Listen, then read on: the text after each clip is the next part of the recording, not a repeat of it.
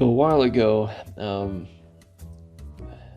Lisa from the Draper Philharmonic Orchestra and Choir Association contacted me and said, "Hey, I noticed you've been making some trees and putting them in your projects lately." She said our symbol is a tree, and we just happen to be doing a concert series that's going to focus a bit on the Liberty tree. Could you make one? And we were like, and I said, how big? She said, I don't know, 3 feet tall. And like an idiot, I said, sure, I can do that, even though I'd never done one that big. I just want to point out, this chair was not harmed. That break in the fabric was already there.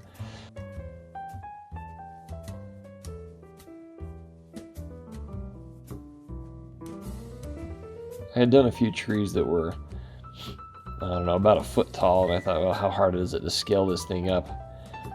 Turns out it's really hard. It doesn't work quite like that.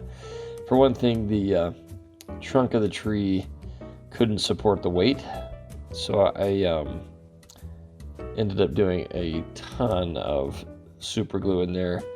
Starbond has been awesome enough to sponsor me lately. And they have a super thin, runny super glue. Kind of worked its way down into the different wire crevices, and that actually helped quite a lot. So thank you, Starbond, for that generous donation.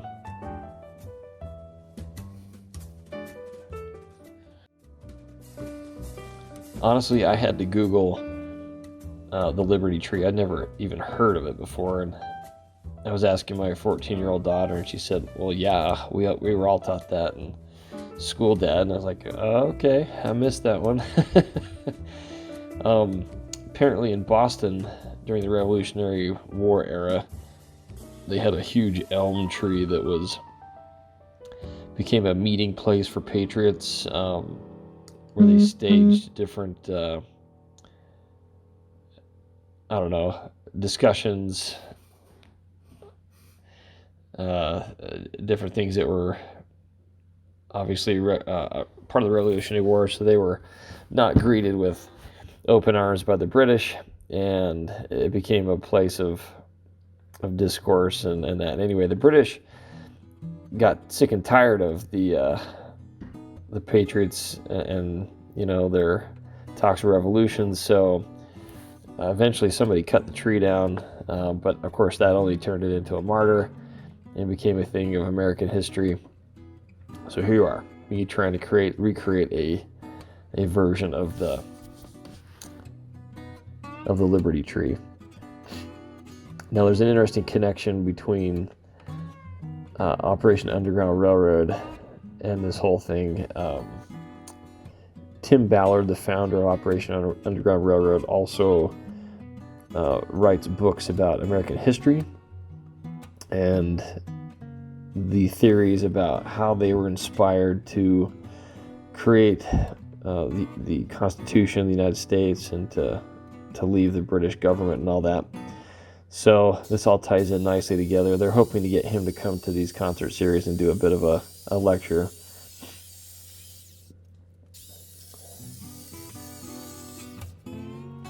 This birch tree that fell down, or that died in my yard, I'm determined to use every last square inch of it. I just love the grain and the bark color. What's really interesting with these live edge projects, birch trees on the outside, it sloughs off like paper, so it's really unstable. But it's also very thick, and on the inside of the bark, where it attaches to the actual tree, it's incredibly strong, and it doesn't come off at all. Just the outer little tiny little thin layers on the outside. So I don't even have to glue it.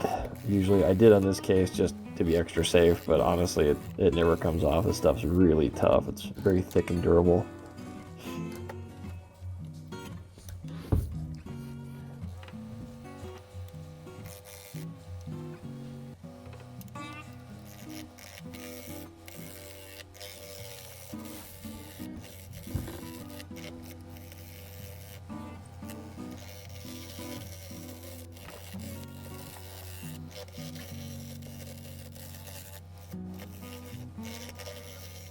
I've had several people ask on my projects, did you plan this, or did you start turning and just let the wood be your guide?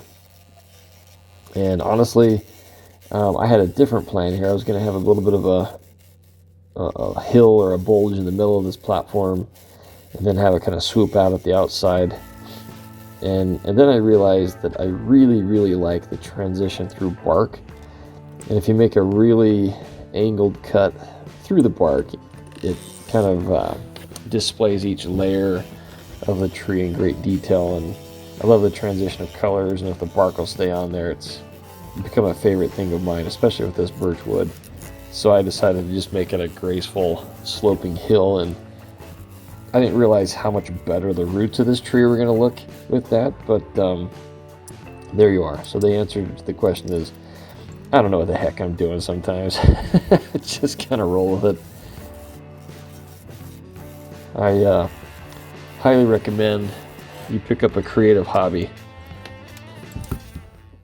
Let those creative juices flow, and don't be afraid to try something totally new, or to abandon your original plan and just run with it. Some of my best projects were total accidents.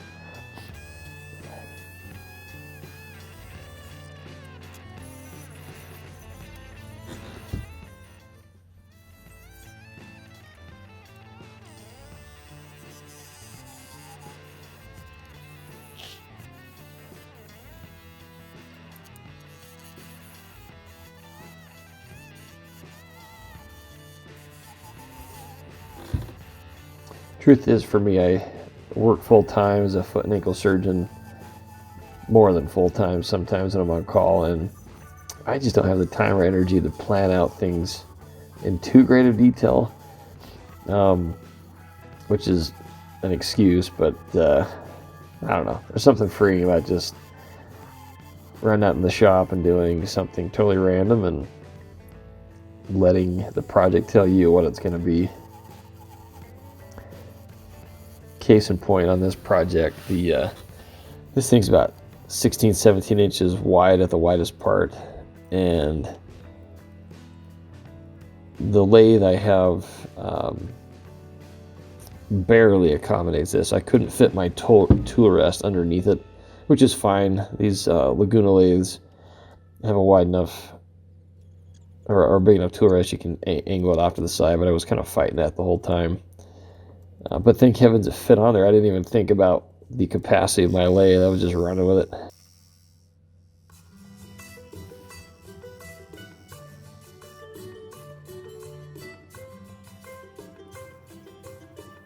For the perfectionists out there, there's something about turning wood on the lathe that soothes the soul. If you need a perfectly flat surface or a perfectly flat line, the physics here make that possible.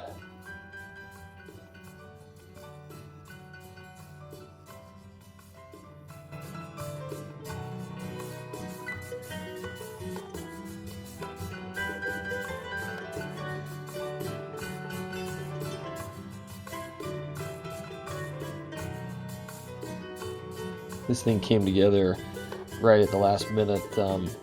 Lisa and I had been going back and forth determining what if we were going to do this, what we were going to do to raise money for both organizations and so on. And when we pulled the trigger, I had a week or two to make it, which I thought would be plenty of time. But of course, Amazon ran out of copper wire right then. There was nothing. In my experience, the 22 gauge copper wire is the best to work with, at least if you're making it with the detail I am. Thinner is almost too weak, thicker is a little too hard to work with. Of course, you can go up or down the gauge a little bit, no big deal, but for me, I was looking for 22 gauge copper wire, and Amazon had completely run out right then. I found some, ordered it, it came just in time, and we got this thing done right before their first concert.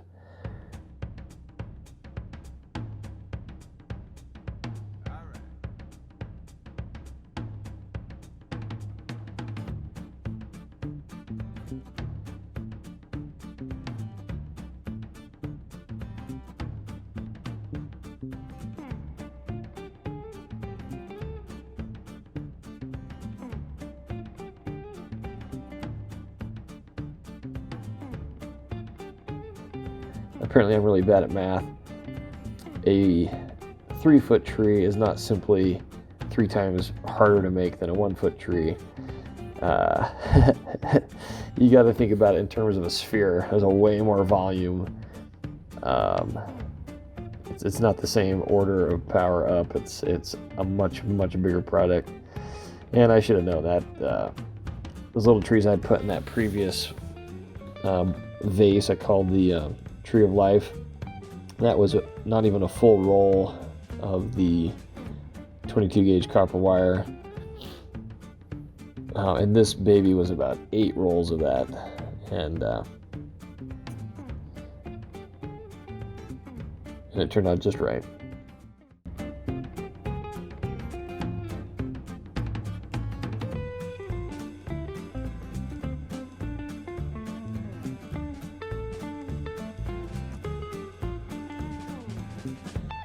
I'm sure somebody's going to ask, so how long did this take?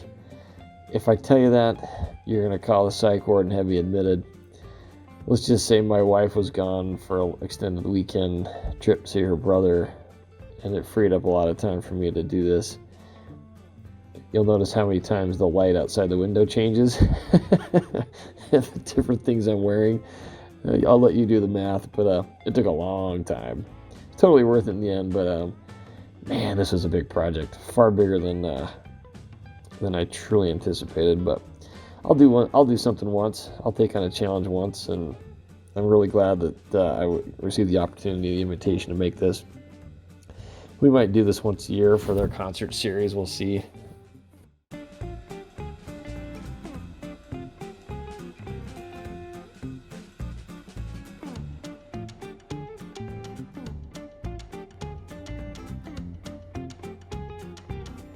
If you're new to my channel, everything I do is dedicated to raising money and awareness to Operation Underground Railroad. This is a great organization started by Tim Ballard several years ago. These guys are dedicated to breaking up child sex trafficking rings, horrific practice of people farming out kids as prostitutes. They go around the world supporting police organizations and helping co-sponsor raids on these places to free kids. They've saved well over 4,000 kids to date, which is amazing. And what they really need is money to fund these operations. So that's what I like to do, is make artistic projects and sell them to raise money, and it's been a good partnership. Over at Art for O.U.R, we've had over 50 amazing artists donate their work. If you know somebody or you are an artist, we'd love to sponsor your work.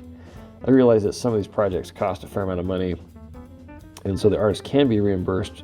You know, they can split the profit so they can be reimbursed for their time and efforts to some degree. But for for the majority of the projects, 100% of the profit goes to Operation Underground Railroad.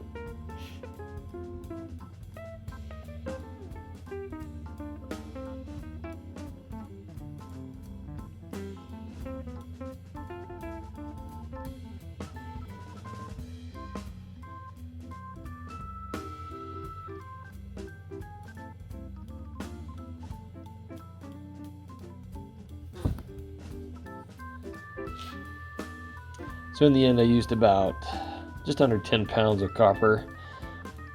Cost about $100. This tree is being auctioned off at artforour.org. Just look for the link I'll post. It's called the Liberty Tree Auction page, if you can't find it. As of the release of this video, the current bid is $750. So the $100 worth of copper was worth the investment, and hopefully they'll be able to get some good exposure for their orchestra and choir organization, as well as tell the story of the founding of the United States a little bit, parts I didn't know about.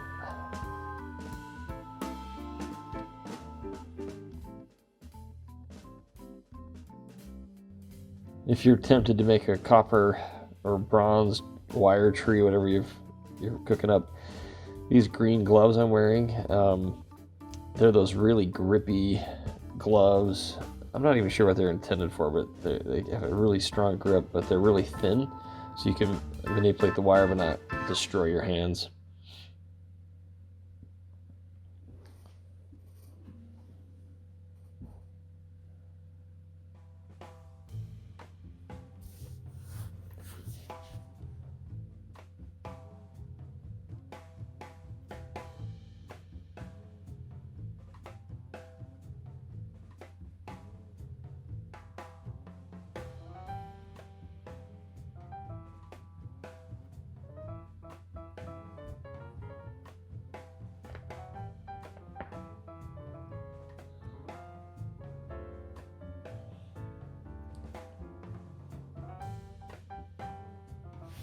As always, thank you for supporting this YouTube channel.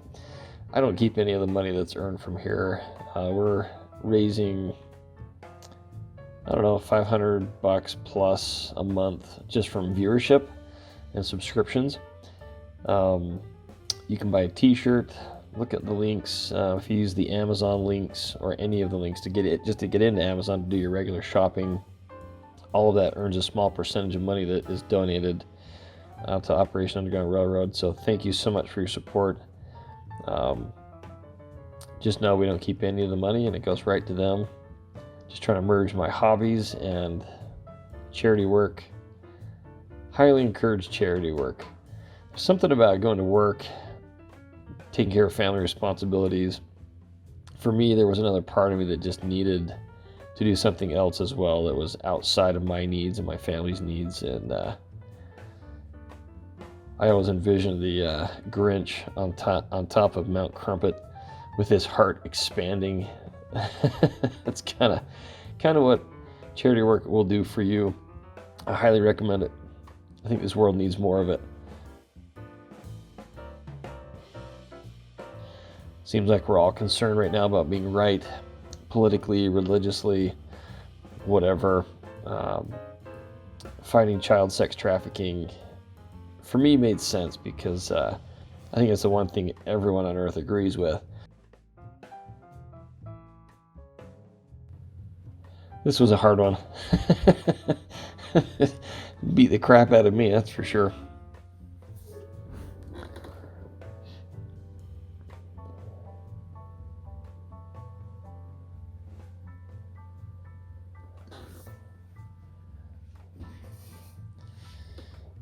As always with my projects, some part of a project always surprises me. I thought the branches and leaves would be the beautiful, amazing part about this. Turns out the roots have become my favorite part. You wait till this is finished and you see it mounted on the wood. I love the symmetry and the pattern that came out of it. Absolutely what you'll see in nature if you carefully pull a sapling out of the ground, you can see the roots are as intricate and amazing as the branches are. But the way this came together was a bit of a surprise to me and far more beautiful than I had imagined. So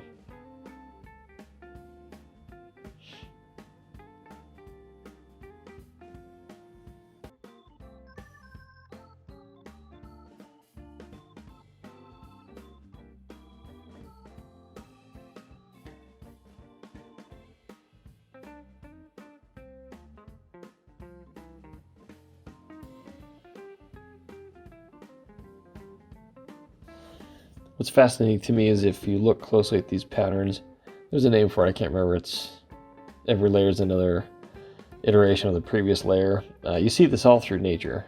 What this one reminds me of is if you fly over a delta in a river delta, that is,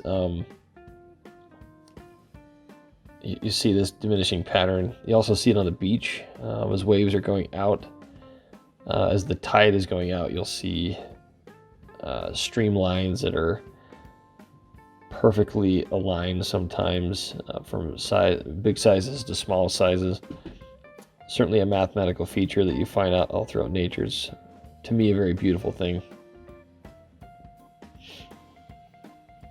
Thank you for your support, guys. I always appreciate the amazing support I get from my subscribers and friends and family.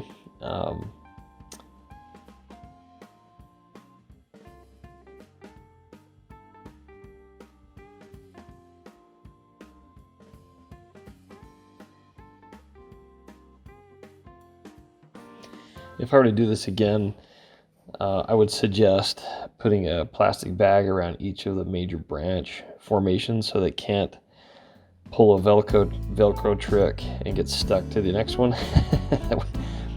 You think about these things after you're done, right? Another surprising part about this project was how fun it was to spread out the leaves. I mean, who knew that would be fun? But I did get to a point where it was kind of clumpy on top, and I thought, oh my heck, I just created an ugly bush. It just needed to be fluffed up and spread out, and some of it I didn't really make well at the beginning, so they kind of hooked together, and it took some effort to get apart, but later on I got smarter about it, and worked out great. And it was just fun to, I think, this thing come to life and pop open and double in size as I got it out to the length I had planned.